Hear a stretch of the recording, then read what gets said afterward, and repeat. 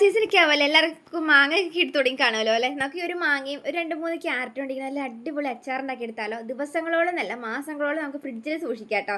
ബാച്ചിലേഴ്സിനൊക്കെ റൂമുകളിൽ ഇതുപോലെ ഉണ്ടാക്കിയെടുത്ത് വയ്ക്കാം. അതല്ലാണ്ട് അമ്മമാർക്കൊക്കെ കുട്ടികൾ സ്കൂളിൽ പോകുന്ന വീടുകളൊക്കെ ഉണ്ടെങ്കിൽ നിങ്ങൾക്ക് ധൈര്യമായിട്ട് ഇതുപോലെ എടുത്ത് വയ്ക്കുവാണെങ്കിൽ നമുക്കുണ്ടല്ലോ അച്ചാറിൻ്റെ പൗഡർ ഒന്നും നിങ്ങൾ കടയിൽ നിന്ന് വാങ്ങണ്ട. നമുക്ക് അതുവരെ വീട്ടിലുണ്ടാക്കി എടുത്തിട്ട് ഇതുപോലെ നിങ്ങളൊന്ന് ഉണ്ടാക്കി നോക്കാം കേട്ടോ. അപ്പം നാച്ചുറലായിട്ട് തന്നെ അച്ചാർ പൗഡർ ഉണ്ടാക്കി എടുത്തിട്ട് ഇതുപോലെ നിങ്ങൾ ഈ ഒരു ക്യാരറ്റും മാങ്ങ വെച്ചിട്ട് ഉണ്ടാക്കിയെടുക്കുകയാണെങ്കിൽ ക്യാരറ്റ് ഏതാ മാങ്ങ ഏതാണെന്ന് അറിയാൻ പറ്റത്തില്ലാത്ത രീതിയിൽ നല്ല രുചിയാണ് കേട്ടോ.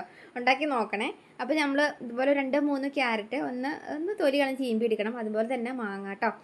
ഇനി നമുക്ക് ഇതുപോലെ ചീമ്പുന്ന ഇതുണ്ടല്ലോ, അതുണ്ടെങ്കിൽ നിങ്ങൾക്ക് അതിലേക്ക് വെച്ചിട്ട് ഇതുപോലെ ചീമ്പി എടുക്കുകയാണെങ്കിൽ കാണാൻ നല്ല രസമായിരിക്കും. കാണാൻ രസത്തിന് മാത്രമല്ല കേട്ടോ, അത് കഴിക്കുമ്പം ശരിക്കും പുളിയും ഒക്കെ ആ ഉപ്പൊക്കെ പിടിക്കും ക്യാരറ്റിലേക്ക് കേട്ടോ. അപ്പോൾ ഉണ്ടല്ലോ നമുക്ക് അച്ചാറിൻ്റെ പൗഡർ ഉണ്ടാക്കാനായിട്ടേ ഒരു പാനിലേക്ക് ഒരു 2-3 സ്പൂണോളം ഉലുവയും 2-3 സ്പൂണോളം ഉഴുന്നെടുക്കാം കേട്ടോ.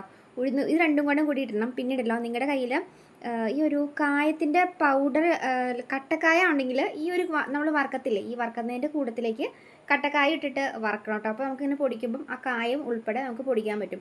ഇനി പൗഡറാണ് അവിടെ നിങ്ങളുടെ വീട്ടിലിരിക്കുന്നതെങ്കിൽ പൗഡർ മാറ്റി വെച്ചേരാം. നമുക്ക് അച്ചാറിൻ്റെ കൂട്ടത്തിൽ പിന്നീട് ഇട്ട് കൊടുത്താൽ മതി കേട്ടോ. ഇതുപോലെ വറുത്തിട്ട് പൊടിച്ചെടുക്കുക. ഇത് കണ്ടില്ലേ, നമ്മൾ കടയിൽ നിന്നൊക്കെ വാങ്ങുന്ന അച്ചാർ പൗഡറല്ലേ, അതിലും ടേസ്റ്റാണ് കേട്ടോ ഇത്. ഉഴുന്നിൻ്റെ ഒക്കെ ഒരു ഫ്ലേവർ വന്നു കഴിഞ്ഞപ്പം നല്ല രുചിയാണ്.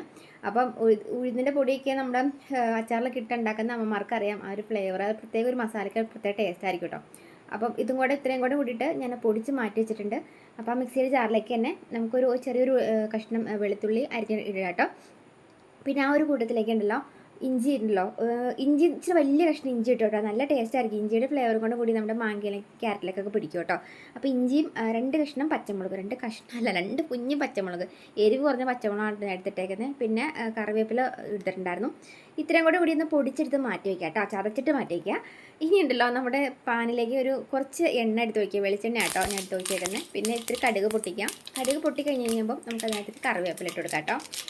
ഈ കറിവേപ്പിലയും കടുകും പൊട്ടി വന്നു കഴിയുമ്പം നമ്മളവിടെ ചതച്ച് വെച്ചേക്കുന്ന ഇഞ്ചിയും പച്ചമുളകും വെളുത്തുള്ളിയും കറിവേപ്പിലയുടെ ഒരു ഇതുണ്ടല്ലോ, അത് നമുക്ക് ആ എണ്ണയിലേക്ക് ഇട്ട് കൊടുക്കാം കേട്ടോ.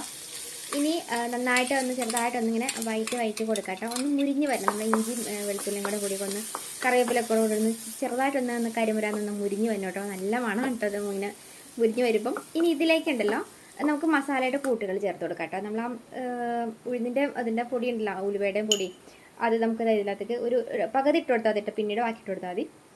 പിന്നെ നമുക്കത് ഇതുപോലെ ഒരു കുറച്ച് 1-2 സ്പൂണോളം മുളക് പൊടി കേട്ടോ. ഇത് രണ്ടും കൂടെ കൂടിയിട്ട് ഇതുപോലെ ഒന്ന് വഴറ്റി കൊടുക്കാം കേട്ടോ.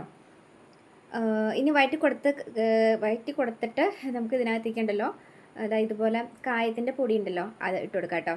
ഇനി നമ്മുടെ മസാലക്കൂട്ടുകൾക്ക് ഒന്നും കൂടെ ഒന്ന് വഴറ്റി കൊടുക്കാം കേട്ടോ. നമ്മൾ അച്ചാർ പൊടിയൊക്കെ വാങ്ങിച്ചിട്ട് ഈ വിഷം ഉള്ള ഈ ഓരോ കൂട്ടുകളൊക്കെ ചേർന്ന് നടക്കുന്ന പൊടി ഇടുന്നതിലൊക്കെ എത്ര നല്ല നമ്മുടെയൊക്കെ വീട്ടിലുണ്ടാക്കുന്ന ഉലുവയും ഉഴുന്നും കായൊക്കെ പൊടിച്ചെടുക്കുകയാണെങ്കിൽ നമുക്ക് അച്ചാറിൻ്റെ വേറൊരു പൗഡർ പുറത്തുനിന്ന് വാങ്ങേണ്ട ആവശ്യമില്ല കേട്ടോ. ഇനിയിപ്പോൾ നമുക്ക് ഇതിനകത്തേക്ക് ഒരു ഗ്ലാസ് വെള്ളം ചേർത്ത് കൊടുക്കണേ. അപ്പോൾ ഈ ഒരു വെള്ളം നമ്മൾ ചേർത്ത് കൊടുത്ത് കഴിയുമ്പോൾ ഇതുപോലെ കുറുകി വരും കേട്ടോ. നല്ലൊരു ഗ്രേവി പോലെ നമ്മുടെ മസാല ആയി കിട്ടും കേട്ടോ. നല്ലൊരു അച്ചാർ പൗഡറിൻ്റെ മണം ഇങ്ങനെ വരും. ഇതൊക്കെ തിളയ്ക്കുമ്പോൾ തന്നെ സെറ്റാവും. കാരണം ആ ഒരു ഉലുവയുടെ പൗഡറും ഉഴുതിൻ്റെ പൗഡറും ഒക്കെ കൂടെ കഴിഞ്ഞപ്പോൾ നല്ലൊരു ഗ്രേവി പോലെ അത് തിളയ്ക്കുമ്പോൾ വരും കേട്ടോ. ഇനി ആ ഒരു ഗ്രേവി നമ്മൾ ഓഫ് ചെയ്യുക കേട്ടോ. തീ ഓഫ് ചെയ്തതിന് ശേഷമാണ് നമ്മുടെ മാങ്ങയും ക്യാരറ്റും ഇതിലേക്ക് കൊട്ടാവുള്ളൂ കേട്ടോ. കൊട്ടി കഴിഞ്ഞിട്ട് നന്നായിട്ടൊന്ന് കൂട്ടി ഇളക്കി മിക്സ് ചെയ്ത് കൊടുക്കുക. ഞാൻ ഉപ്പിട്ടിരുന്നിട്ടുണ്ടായിരുന്നു കേട്ടോ. അപ്പോൾ ഉപ്പിട്ടപ്പം സ്കിപ്പായി പോയിട്ടുണ്ടെങ്കിൽ ഉപ്പിട്ടിട്ടില്ലെന്ന് ആരും ചോദിക്കരുത് കേട്ടോ. കാരണം ഞാൻ ഈ ക്യാമറ ഓഫായിരുന്നു, ഓണാന്ന് ഓർത്ത്. ഇനി അതിൽ കൂട്ടി ഇളക്കിയതിന് ശേഷം നമ്മൾ ആ പൊടിച്ച് ചേർക്കുന്ന മസാലക്കൂട്ടുണ്ടായിരുന്നില്ലേ, ഉഴുന്നിൻ്റെ മറ്റേ പൊടികളെല്ലാം എല്ലാം കൂടി കൊട്ടുക. പിന്നെ ഈ ഒരു കായത്തിൻ്റെ പൗഡറും കൂടിയിട്ട് ഇട്ടിട്ട് നന്നായിട്ടൊന്ന് കൂട്ടി ഇളക്കി മിക്സ് ചെയ്ത് കൊടുക്കാം കേട്ടോ. ഞാൻ എൻ്റേതായ രീതിയിലാണ് പറയുന്നത്. അപ്പം നിങ്ങൾക്ക് മനസ്സിലാവുണ്ടെന്നപ്പോൾ ഓർക്കണം. ചിലർ പറയും ഭയങ്കര സ്പീഡാണ്, പക്ഷേ ഞാൻ സ്പീഡ് മാക്സിമം കുറയ്ക്കാൻ നോക്കുന്നുണ്ട്. പക്ഷേ ഇങ്ങനെ സ്പീഡായി പോകട്ടെ, എൻ്റെ ഒരു സംസാരം അങ്ങനെയാണ്. അപ്പോൾ ഉണ്ടല്ലോ ഞാൻ നന്നായിട്ട് കൂട്ടിയിളക്കി മിക്സ് ചെയ്ത് വെച്ചിട്ടുണ്ട്. ഇനി നമുക്കുണ്ടല്ലോ ഒന്ന് മൂടി വെച്ചിട്ടുണ്ടല്ലോ ഒരു ഏകദേശം ഒരു 10-15 മിനിറ്റ് സെറ്റ് ആവാനായിട്ട് വയ്ക്കാം കേട്ടോ.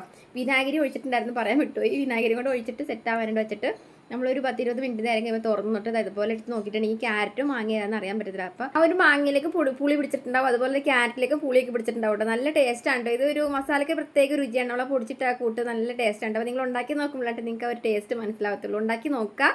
അപ്പോൾ നിങ്ങൾക്ക് വീഡിയോ ഇഷ്ടപ്പെട്ട് ഉപകാരപ്പെട്ടുന്നുണ്ടെങ്കിൽ എല്ലാം അതിലൊക്കെ ഒന്ന് ഷെയർ ചെയ്ത് കൊടുക്കാം കേട്ടോ.